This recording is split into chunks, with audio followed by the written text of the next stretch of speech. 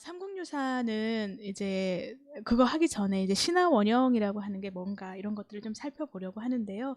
선생님들 지금 이제 그 코로나 19의 그 팬데믹과 관련해서 사실 우리는 뭐 제레미 리프킨이나 아니면 많은 뭐 유발 하랄이나 그 사회학자들이 이야기할 때 우리의 지구 위기, 뭐 환경 위기에 대한 부분들 많이 얘기했고, 또 실제적으로 그거와 관련돼서 우리가 좀 미리 이제부터 대비해야 된다 이렇게 얘기를 했었는데, 육식의 종말도 얘기하고 뭐 온실가스나 기후 변화를 넘어서 뭐 기후 위기까지 이야기하는 상황에서 이제 준비를 해야 될 때구나 생각하는 차에 코로나19 팬데믹이 정말 예상치 못하게, 그리고 누구도 준비하지 못한 상황에서 이게 왔습니다. 다들 너무 놀랍기도 하고 어렵기도 하고 이걸 어떻게 대응해야 되나 참 두루두루 다 지금 어려운 상황에 있고, 그런 과정에서도 이제 힘을 모아서 진행을 하고 있는데요.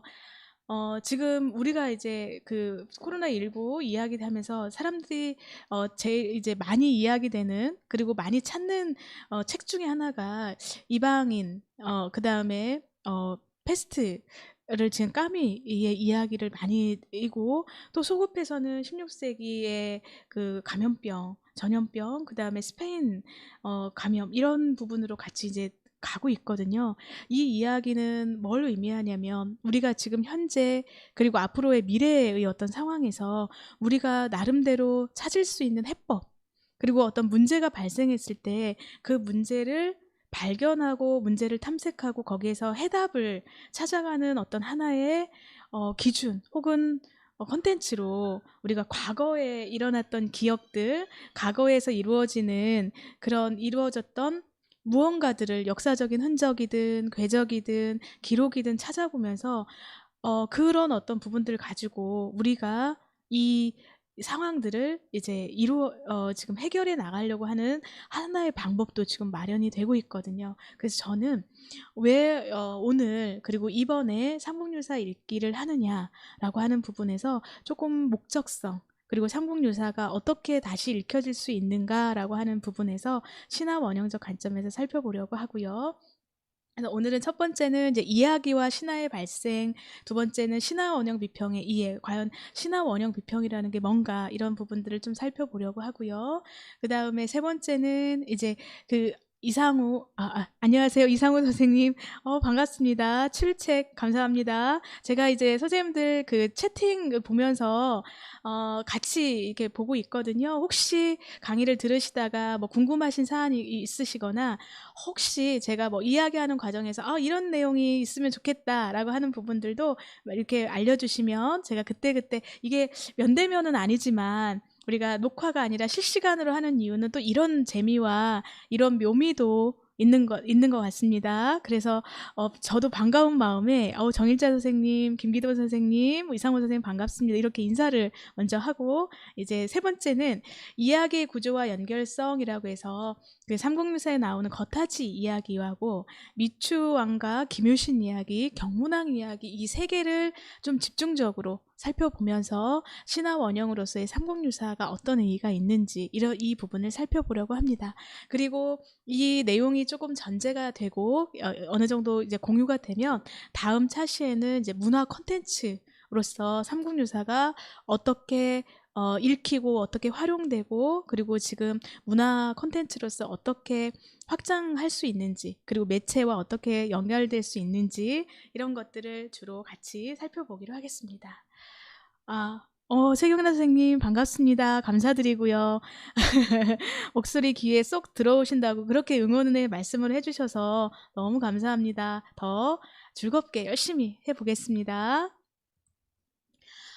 사람들은 왜 이야기 신화에 집중하는가, 그리고 제가 이번에 대전 시민 아카데미에서 삼국유사의 기획을 했을 때 시의적절하다, 그리고 이게 어떤 문화나 예술의 어떤 흐름의 중요한 부분이구나라고 느꼈습니다.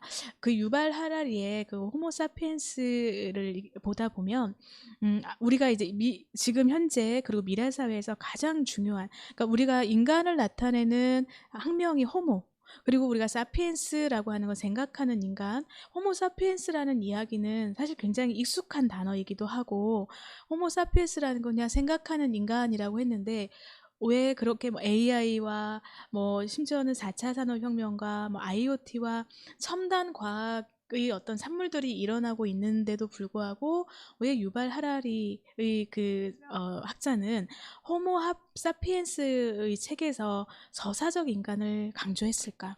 거기에서 가장 중요한 것 중에 하나가 이야기하기 능력, 그리고 이야기의 필요성에 대해서 굉장히 강조를 하고 있거든요. 그런 부분에서 유발 하라리의 호모 사피엔스 중에 저사적 인간을 한번 생각해 볼게요. 저사적 이야기라고 하는 부분은 인물과 그다음에 사건, 그다음에 시 공간이라고 하는 배경 안에서 그 인간 어떤 사람들이 그 속에 사는 인간들이 어떻게 그 시간과 공간 안에서 서로 관계 맺고 갈등의 어떤 그 과정 중에서 어떻게 그걸 풀어나가는가라고 하는 일종의 내러티브를 가지고 있는 걸 저사적 인간이라고 할 때, 유발 하라리가 왜 호모사피엔스에서 그렇게 우리가 지금 이곳에서 그리고 앞으로 더 미래의 이야기 신화에 집중해야 하는가라는 걸 강조했는가, 이 부분은 저랑 오늘 이 강의를 통해서 같이 좀 공유해 보시고 또 좋은 어떤 의견들이 있으시면 전해 주셔도 아주 좋을 것 같습니다.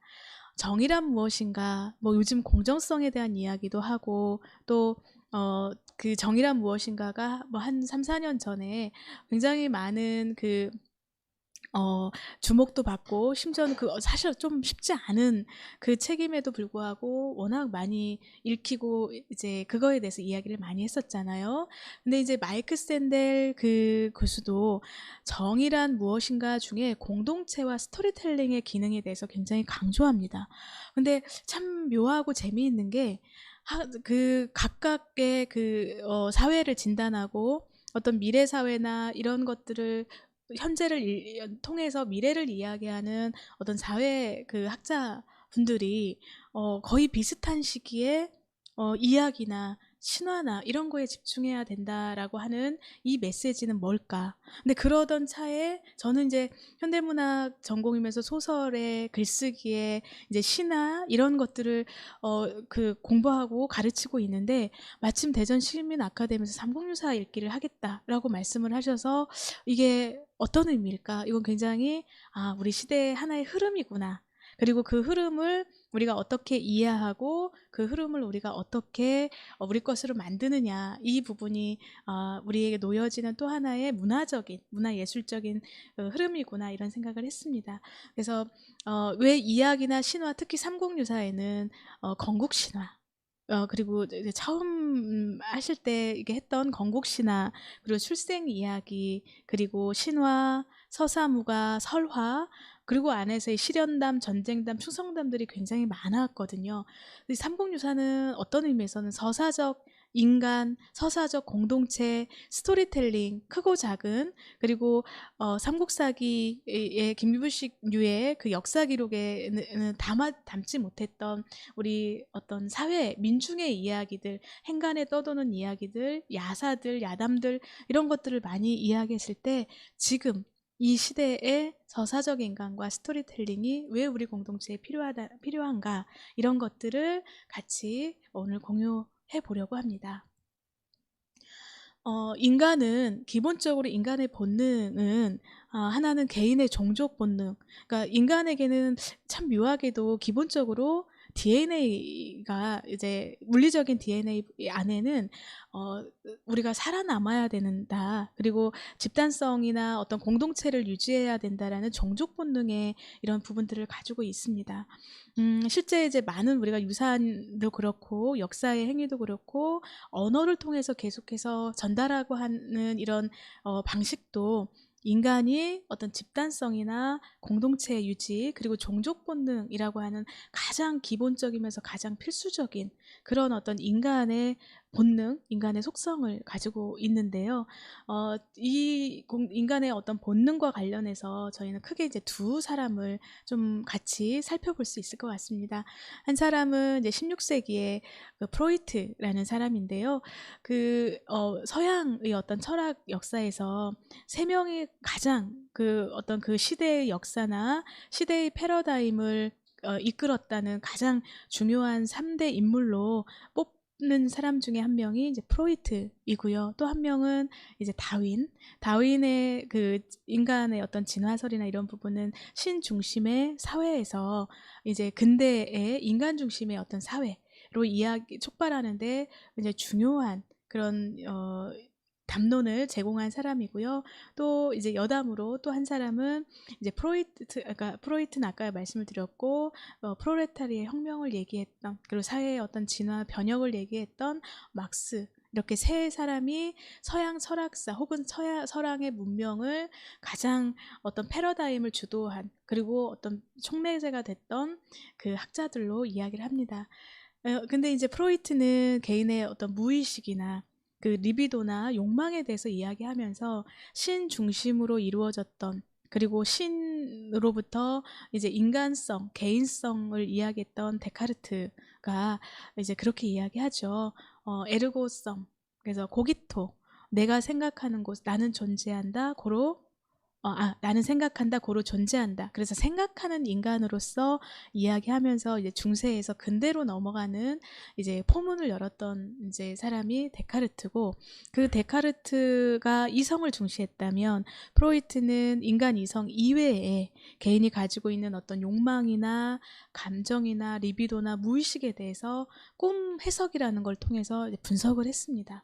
그렇게 하면서 그동안은 신의 어떤 하나의 피조물, 신의 어떤 종속, 그리고 신이 만들어낸 하나의 우리가 흔히 말하는 아바타로서의 어떤 신의 대리물로서의 인간이었다면, 진짜 이제 생각하는 인간으로서의 프로이트를 이야기하는 것, 이제 거기에서도 가장 중요한 것 중에 하나인 매개가 꿈입니다. 꿈, 개인의 꿈.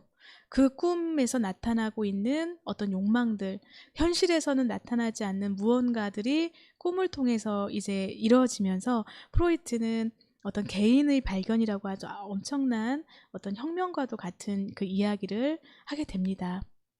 근데 여기서 이제 저희가 삼국유사와 관련해서 조금 더 집중해서 볼 그 학자가 구스타프 융입니다. 그 융은 프로이트의 제자이고요. 누구보다도 프로이트를 사랑하고 막 프로이트를 많이 좋아했던 그런 그 학자인데요. 이 프로이트와 이제 구스타프 융이 가장 결정적으로 이제 결별하는 그 시기가 이제 리비도를 개인으로 볼 거냐, 집단으로 볼 거냐라고 하는 부분에서 이제 프로이트와 구스타프 융은 결별을 하게 되고, 구스타프 융은 이제 그 스승의 어떤 기본적인 그 이론적인 배경 안에서 과감하게 스승님한테 이제 하산을 하게 됩니다. 그렇게 얘기하면서 구스타프 융은 집단 무의식이라는 이야기를 합니다. 그러니까 인간의 어떤 한 사람 한 사람의 개인의 욕망과 리비도와 그 다음에 무의식도 중요하지만, 큰 어떤 거시적인 틀에서 보니까 이거는 개인들이 모여서 어떤 하나의 집단 무의식을 가지고 있더라. 가령 선생님들 어느 지역에 가면 특정 무속이 있고 뭐 제의가 있고 뭐 의례가 있고 막 이렇잖아요.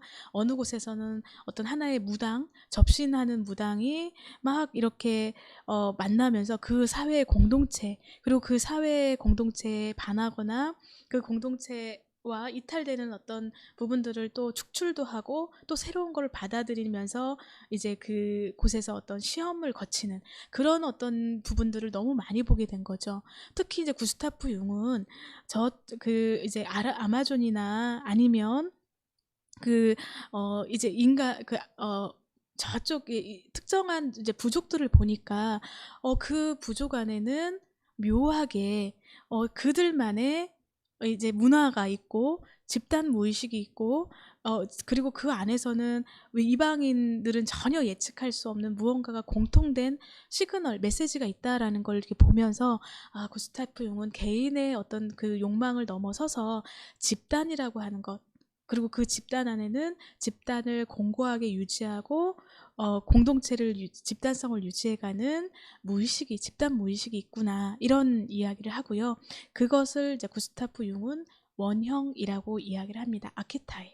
근데 그 아키타입과 원형은 이야기를 통해서 전달이 되고요. 그 이야기를 통해서 두려움이나 공포나 그다음에 불안 등을 공유하고 전승하고, 또 때로는 막 무서운 동물들, 그리고 맹수들이, 그리고 다른 부족들이 쳐들어왔을 때 그렇게 방어하는 그런 의미에서 이제 계속해서 이야기를 통해서 옛날에 아빠는, 엄마는, 그리고 예전에 선조들은 어떻게 살았는지 그런 모방 본능, 우리 그걸 이제 미메시스라고 이야기를 하는데요.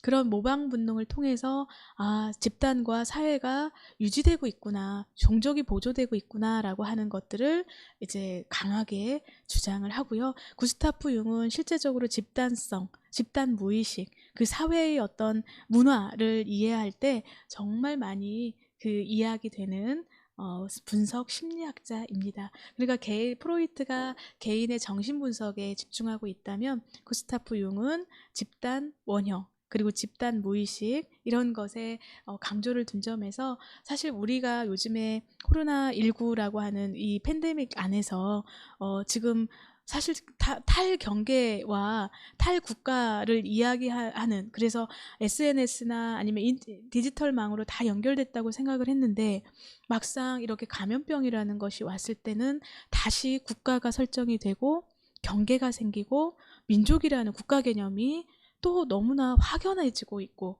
그래서 심지어는 이제 K방역이라는 표현을 쓰고 있잖아요.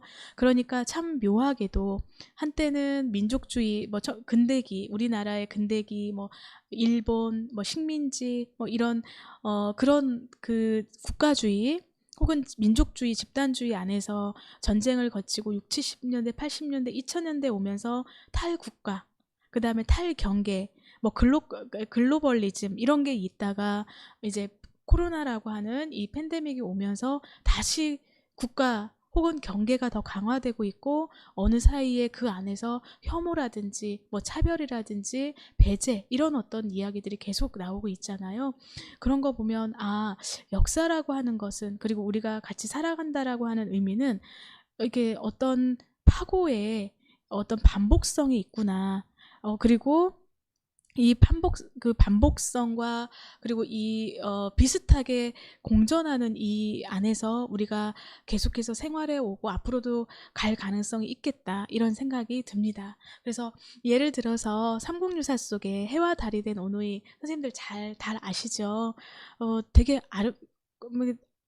뭐라고 해야 되나요? 다감하고, 또 그 해와 달이 된 오누이의 그 끈끈한 애정과 남매, 이런 부분들이 참 많이 느껴지는 해와 달이 된 오누이 이야기는, 그러니까 동화나 아니면 재미있는 그 아이들이 읽는 그 속에서 이 안에는 유대, 그 다음에 결속, 그리고 또 집단성과 권력 강화라고 하는 이 사회적인 그 메시지가 담겨 있다고 할 수 있습니다. 그럴 때 이제 왜 오빠는 오라버니는 해가 됐고 왜 동생인 여동생은 달이 됐을까? 이 해와 달이 가지고 있는 상징성, 그리고 이 해와 달이 가지고 있는 원형성, 어떤 의미에서 이 해와 달이라고 하는 이 하나의 이야기 속에 원형 혹은 모티프는 이후에 문화나 예술이나 소설이나 극이나 영화나 이런 데서 직간접적으로 계속 반복되고 있거든요. 이 부분을 이따가 또 같이 보겠습니다. 그래서 그 이야기, 스토리와 그리고 스토리텔링, 이야기하기라는 이 부분은 지금 이제 특히 스토리텔링이라는 그 의미는 정말 다양한 영역에서 적극적으로 활용이 되고 있고요. 그리고 이제 제가 가끔 가고 있는 그 향교에서는 거기에서 이루어지는 중고제가 이제 이루어지고 있고요. 그 중고제를 처음으로 이야기했던 최선달이라는 그 인물이 결성의 향교 근처에 성남리라는 곳에 있다고 해요. 근데 우리가 보통 판소리 하면 남도소리, 뭐 경기, 그다음에 평안도 이렇게 그런 곳에서 계속 판소리나 이런 부분들을 문화적으로 사실 권력화하고 거기서 계속 이야기가 생산이 되잖아요. 근데 이제 최근에 그 문헌이 발견이 됐어요. 그 문헌 중에 뭐냐면 충청 이남과 그걸 집중을 해서 지금 중고제라고 하는 게 있었다. 남도소리 뭐 이런 거 전에, 그리고 거기에 그거를 썼던 처음으로 얘기했던 준 양반인 최선달이라는 인물이 있었고, 그리고 중고제가 워낙 잘 만들어지고 잘 불려져서 임금으로부터 상을 받았다라고 하는 이런 기록이 정말 얼마 전에 그것이 발견이 됐다고 해요. 그러니까 그래서 지금 홍성이나 아니면 충남에서는 계속해서 그 이야기하기, 그 최선달이나 중고제를 어떻게 그 도민뿐만 아니라 대한민국 그리고 판소리계 문화에 활용할 수 있을지, 그걸 알릴 수 있을지를 지금 그 이야기의 토막은 나왔잖아요. 근데 그걸 어떻게 이야기로 만들 것인가, 스토링화 할 것인가라고 하는 부분에서 지금 굉장히 고민하면서 지금 고민하고, 그러니까 탐색을 하고 있고요. 그리고 또 지금 지자체별로 아니면 그 문화의 부분에서 기존에 있었던 하나의 스토리들을 어떻게 문화, 뭐 예술, 연극, 무용, 뮤지컬, 뭐 드라마, 영화라는 것으로 적극적으로 활용할까라고 하는 부분들이 지금 활발하게 이루어지고 있습니다.